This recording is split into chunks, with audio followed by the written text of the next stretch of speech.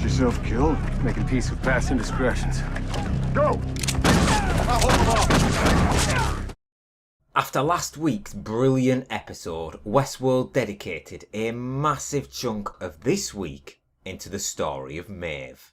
Alongside that, we got some answers into who was responsible for stealing data from some of the hosts, and Teddy's storyline certainly took a step in the, well, murderous direction. No Dolores or William this week, but you wouldn't have noticed as the episode itself absolutely flew by.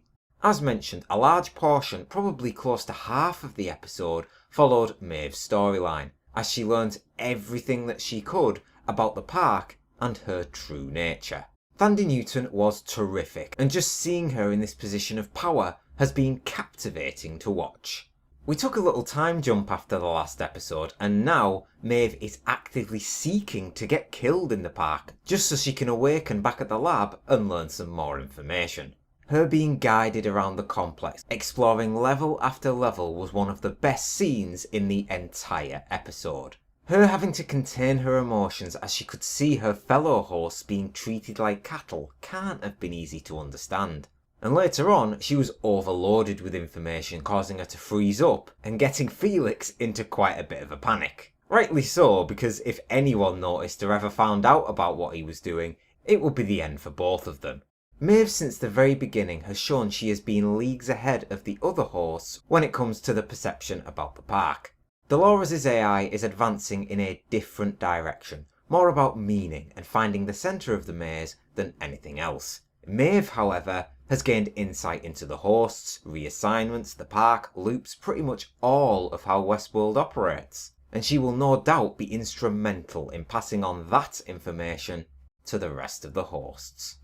Teddy and the Man in Black continued to travel the road this week as their journey to find Wyatt took a turn in the bloody direction. Gunshots and a high body count are never too far behind the Man in Black, but this time it was Teddy that stacked the count high. His new narrative revealed that he partook in that slaughter alongside his former mentor, and his driving force now is seeking redemption for his past actions. It's crazy to see Teddy and the Man in Black working side by side with one another. You would have never expected it after the premiere episode. Of course, Teddy has no recollection of what happened then, but if he ever does gain the insight into his past loops, I would just love to see what he does next.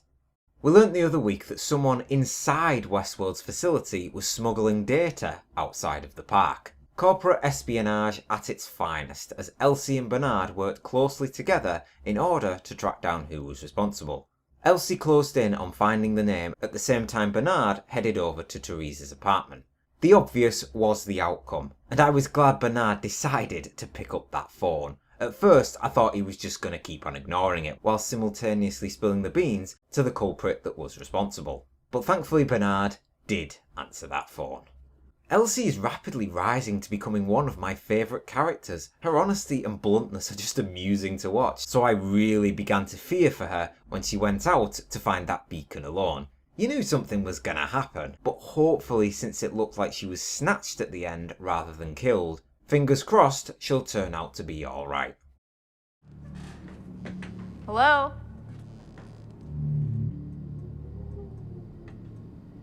Arnold? As we enter the back end of the season, some questions are beginning to unravel, and for this week I would give Westworld a strong 8 out of 10.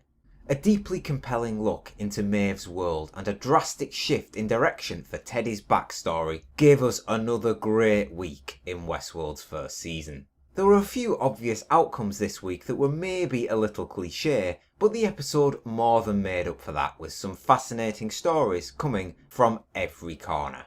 And now I really am starting to get the feeling that Bernard could be a host. Maybe Ford used him to find out Therese's viewpoint on his leadership. We know she doesn't like it, and that's why Ford threatened her, but it would give us an answer as to how Ford found out about their secret relationship. So I guess that means she didn't listen to his threat. Ford warned Theresa to not get in his way, and now that we've found out that she is part responsible for stealing data from the park, I can't exactly see a happy ending for her. Ford isn't going to be shifted easily, so if the board reckon they can scout out another replacement, I think they might be in for a surprise. And I haven't even gone into Ford's story yet in the episode. That boy who we met a few episodes ago was indeed a young version of Ford.